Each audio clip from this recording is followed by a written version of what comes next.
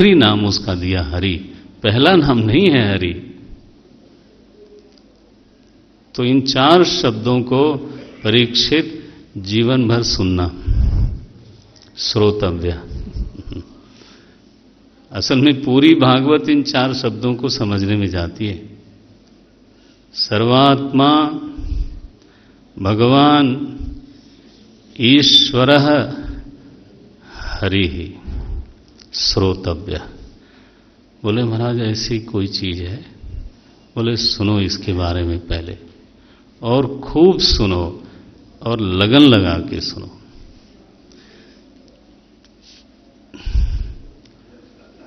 ये तो जब बहुकाल करिए सत्संगा, आज गोस्वामी जी बहुत आ रहे हैं। जब बहुकाल करिए सत्संगा, तब हो ही सब संशय भंगा। तो सत्संग जो है ना वो थोड़ा लंबा करना होता है। श्रोतव्य, और फिर उसका कीर्तन भी करो, क्योंकि मैं बोलता हूं तो मेरे विचार और स्पष्ट होते हैं, वाणी पवित्र होती है। बुध बर नहीं हरि जस अस जानी। बोले वर्णन क्यों करते हैं वो? करहि पुनीत सुफल निज बानी। आखिर वाणी मिली है उसकी सार्थकता क्या है? कि वाणी से प्रभु की चर्चा हो, उनके स्वरूप का, उनके रूप का, उनके चरित्र की चर्चा हो। करहि पुनीत सुफल निज बानी, बुध बर नहीं। तस्मात् भारत सर्वात्मा भगवान ईश्वरो हरिः श्रोतव्यः। मैं जब भागवत जहां भी करता हूं, बहुत कम करता हूं, वर्ष में 1 मैक्सिमम 2, इस बार 3 हो गई। तो ये हमारे रविशंकर जी की खुराफात है। तो लेकिन भगवान की बड़ी कृपा है, क्योंकि तदा भागवतम लभेत। तो जन्म अनेक जब पुण्य होते हैं तब लाभ होता है, वो भी वृंदावन धाम में हो तो तीसरी भी। तो मैं निवेदन करता हूं सभी से कि ये श्लोक तो याद हो जाए, तो समझना चाहिए भागवत तो सुनी। कम से कम इतनी पूंजी तो हमारे गांठ में रहनी चाहिए। आप पढ़िएगा, मैं दोहराता हूं, मैं पढ़ता हूं, आप दोहराइएगा। तस्मात् भारत सर्वात्मा,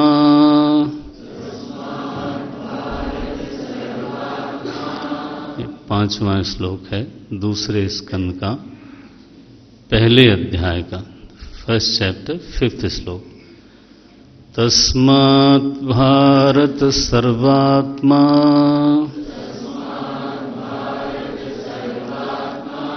भगवान ईश्वरो हरिः श्रोतव्यः कीर्तितव्यश्च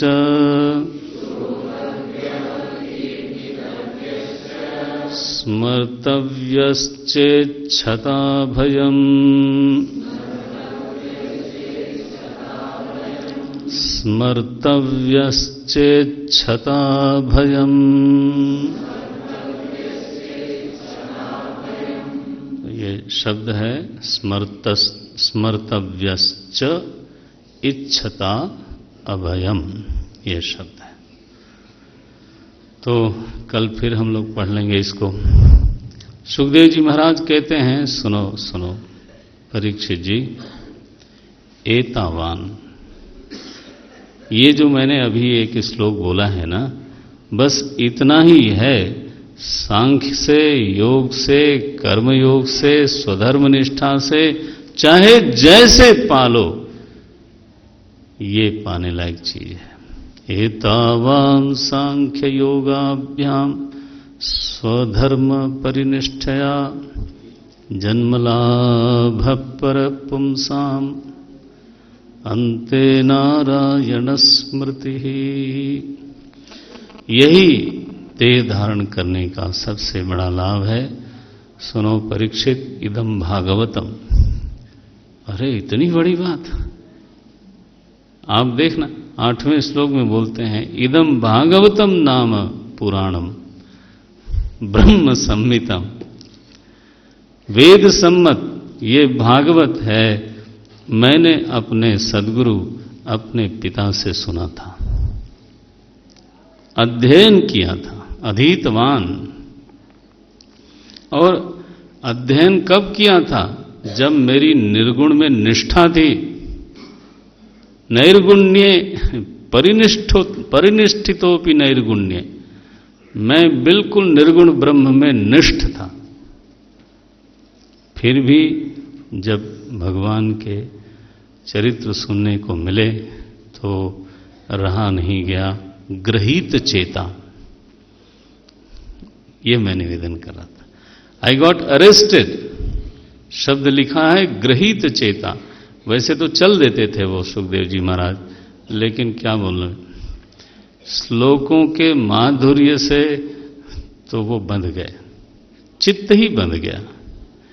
ग्रहीत चेता राजर्षे। और इसलिए आख्यानम यद अधीतवान तद अहम ते अभिधास्यामि। परीक्षित, वही भागवत मैं तुमको सुनाऊंगा। चिंता नहीं करो। जब मृत्यु निकट आवे तो आदमी को, उपदेश करते हैं सुखदेव जी, तो आदमी को डरना नहीं चाहिए। पहली बात तो यही है। अरे भाई, आप कोई नष्ट होने थोड़े जा रहे हो। आप केवल शरीर ही छोड़ रहे हो, और वो भी उस शरीर को छोड़ रहे हो जो अब आपका काम नहीं करता है। इसमें डरने वाली क्या बात है? That fellow is not cooperating with you. हम कहते हैं खड़े हो जाओ, वो कहता है सहारा दो, फिर देखते हैं दीवाल किधर है, लकड़ी लाओ। हालत ऐसी, उस शरीर को छोड़ने में डरने की क्या बात है भाई? मैं कहता हूं कुछ सुनो, प्रवचन हो रहा है, मशीन तो लगाई थी लेकिन साए साए आवाज आती है।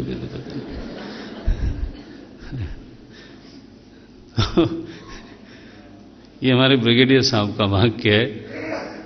वो कभी ये नहीं बोलते थे कि शरीर बीमार हो गया, वो कहते थे Swami ji, now it is not cooperating with me, what I wish to do it does not cooperate with me. तो जब इस प्रकार का सेवक होए और वो छूटना चाहता है, डरना क्या है इसमें? यूज करो। बोलते हैं इसका उपयोग करो। अंतकाले तो पुरुषः आगते गत साध्वस छिन्द्यात् असंग शस्त्रेण स्पृहाम देहे। बोले असंग शस्त्र से तो थोड़ा आसक्ति का छेदन करे, एकांत में अभ्यास करे, थोड़ा प्राणायाम बढ़ाए। लिखा मनो यच्छेद जितः श्वासः। 6 प्रकार का ध्यान बताया सुखदेव जी ने भागवत के बिल्कुल आरंभ में। परीक्षित, डरने की बात नहीं है।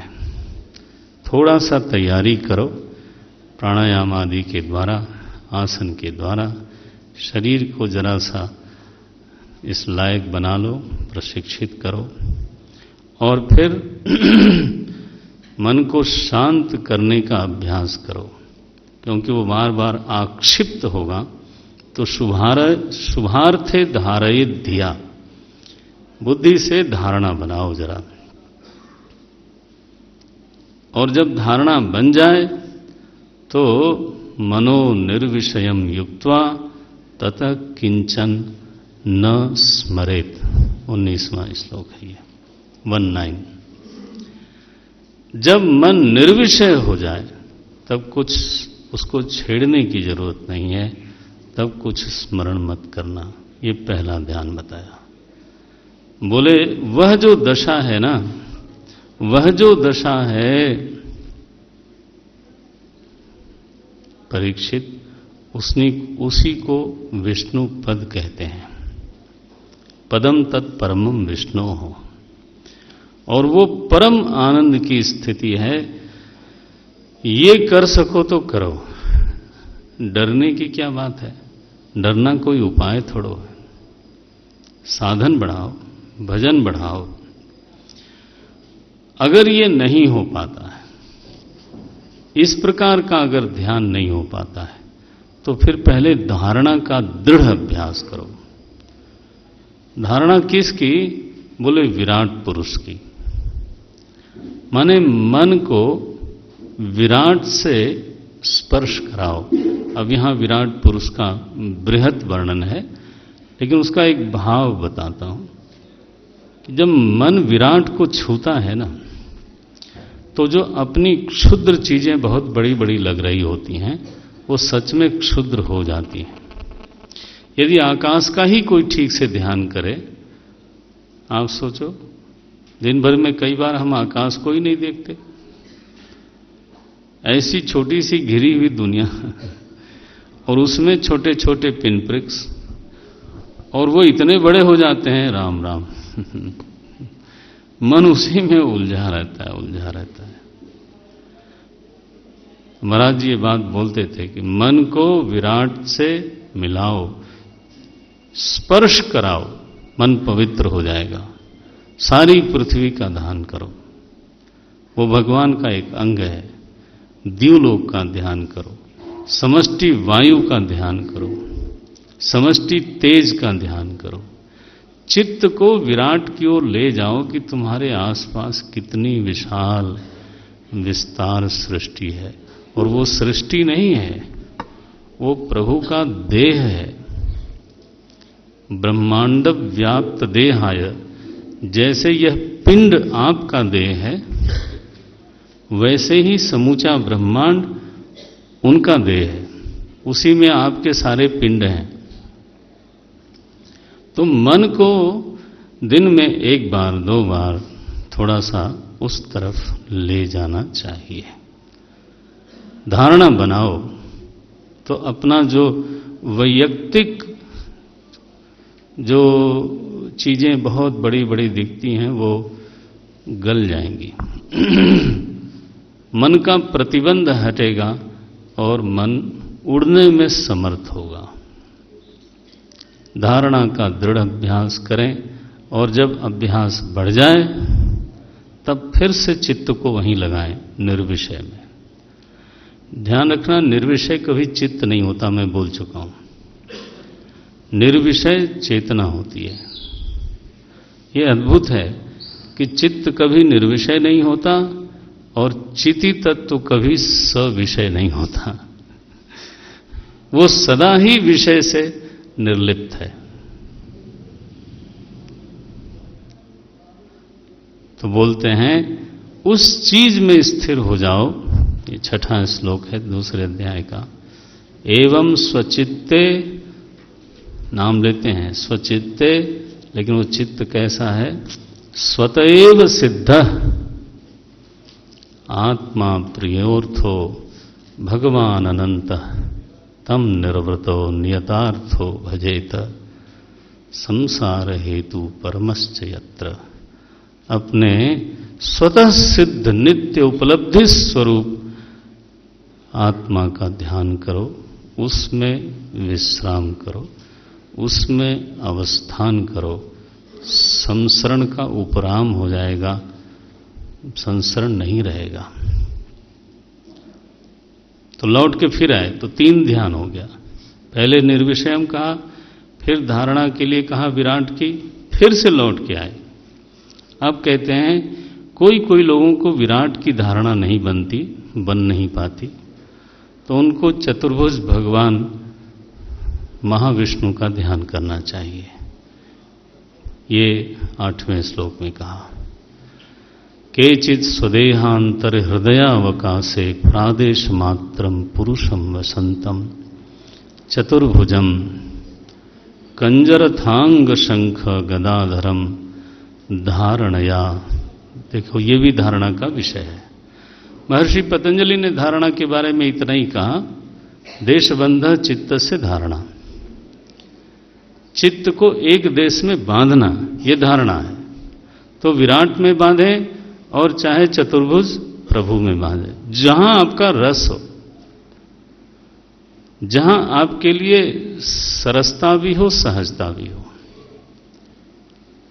धारणया स्मरंती, बोले इनका ध्यान करो। और फिर से बोलते हैं कि वो धारणा का रूप क्या होगा।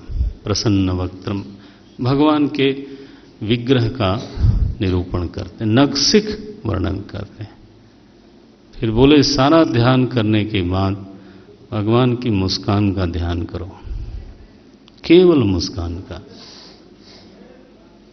होठों का ध्यान करो, फिर केवल मुस्कान का ध्यान करो। धारणा बन जाएगी। धारणा बन जाएगी तो आत्मनिष्ठा नजदीक है।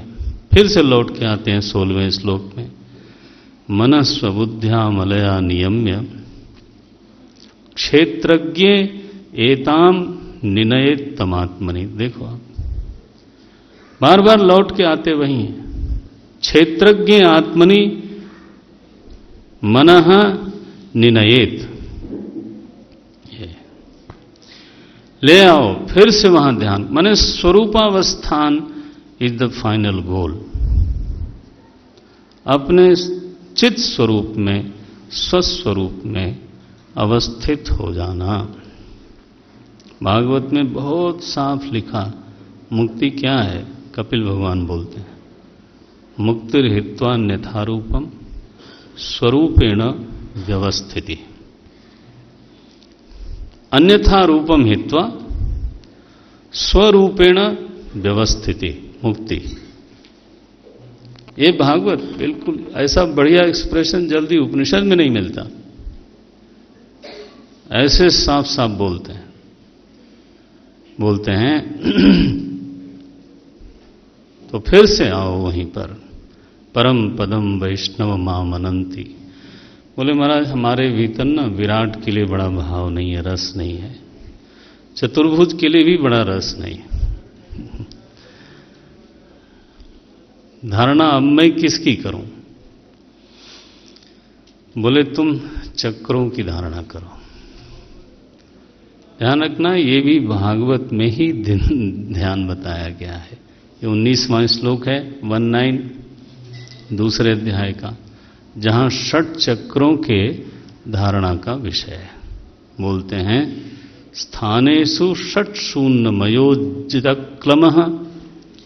नाभ्यास्थितम हृदि अधिरोप्य तस्मात् उदान गत्यो रसितम नयेन मुनिः ततोनुसंधाय धिया मनस्वी स्वतालुमूलम शनकैः नयेत। धीरे धीरे धीरे धीरे तालुमूल पे जाएं और फिर माने विशुद्धि चक्र आदि, फिर आज्ञा चक्र में, फिर सहस्रार में। चक्रों का ध्यान करो। तुम्हें तो शरीर से प्रेम है, विराट से प्रेम नहीं लगता तो शरीर से ही कर लो, चतुर्भुज से नहीं लगता तो चलो कोई बात नहीं, शरीर तो तुम्हारे पास है। शरीर में कुछ ऐसे स्थान हैं जो आइडेंटिफाइड हैं। ठीक से बैठो और उन स्थानों पे मन को बांधो। नाभि में बांधो, मूलाधार में बांधो, स्वाधिष्ठान में बांधो, मणिपुर में बांधो, अनाहत में बांधो, विशुद्धि में बांधो, तालु मूल में बांधो, भ्रू मध्य में बांधो। ये ऐसे नहीं कि ये कहीं और भी बांध ले, घुटने में बांधूंगा मैं। शास्त्र निर्दिष्ट ध्यान करना चाहिए, मनमानी नहीं। भगवान ने कहा संप्रेक्ष नासिकाग्रम स्वम, गीता में लिखा, धारणा है वो। बोले साधक जब ध्यान करते हो तो नासिका के अग्रभाग में ध्यान करना। तो अर्जुन को तो ये गलतफहमी नहीं हो सकती थी, लेकिन समाज भाई निरंतर चलता है, तो संभव है कोई साधक लोगों को ऐसी गलत फहमी होगी कि किसी और की नाक पे ध्यान किया जाए। भाई जिससे प्रेम हो उसको सामने बैठाया जाए, वैसे ही उसको देखने में रस आता है। तो भगवान ने वहां लिखा महाराज, भविष्य काल देखते हुए बोल दिया, संप्रेक्ष नासिकाग्रम स्वम, दूसरे की मत देखने लगना। तो धारणा नहीं बनेगी, फिर कुछ और ही बन जाएगा। ध्याये तो विषय